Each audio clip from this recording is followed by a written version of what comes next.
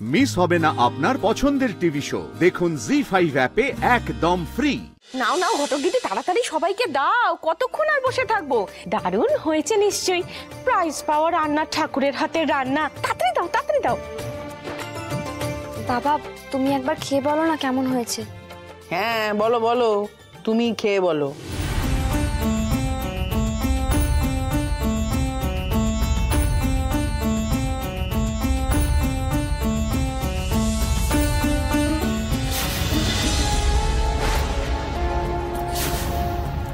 ঘটক দিদি, এ মাংস তো মুখে তোলার যোগ্য হয়নি।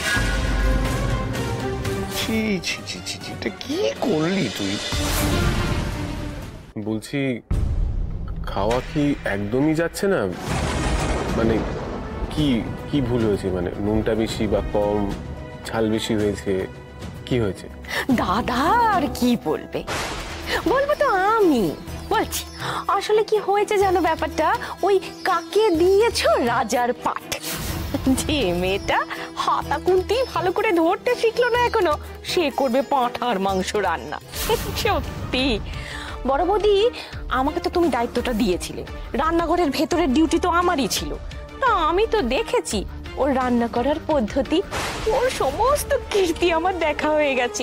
লেবুর মানে পাতি লেবুর নয় গো, কমলা লেবুর রস নিংড়ে পাঁঠার মাংস কষাচ্ছে।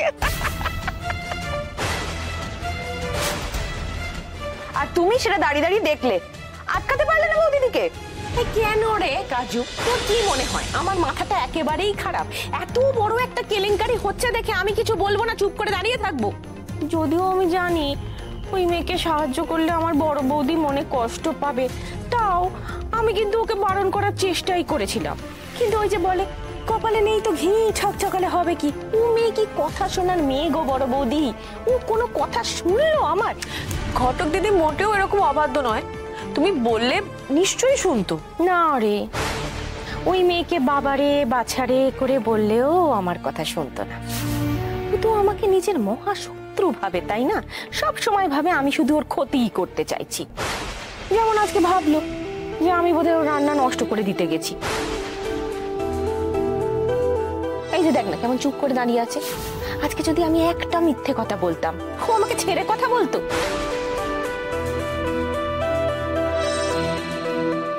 বেচারি, এতগুলো মিথ্যে কথা বলছি সবার সামনে, মুখে একটা রাও কাটতে পারছে না।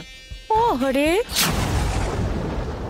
আচ্ছা ঠিক আছে, কষ্ট করে আজকে খেয়ে নি, তারপর না হয় দেখা যাবে। ও প্রথমবার বানিয়েছে না।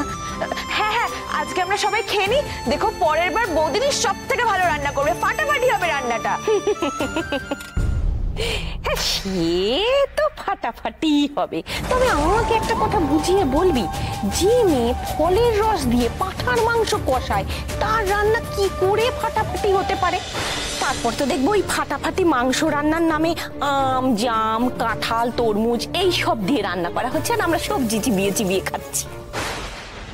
ঠাকুর, আমি এতগুলো টাকার খাবার এভাবে নষ্ট করে ফেললাম। বড় মুখ করে রান্না করব বলে এত বড় ক্ষতি করে ফেললাম আমি।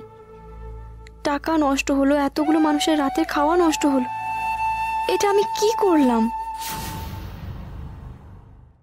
জি5 ডাউনলোড করুন আর সব এপিসোড দেখুন একদম ফ্রি।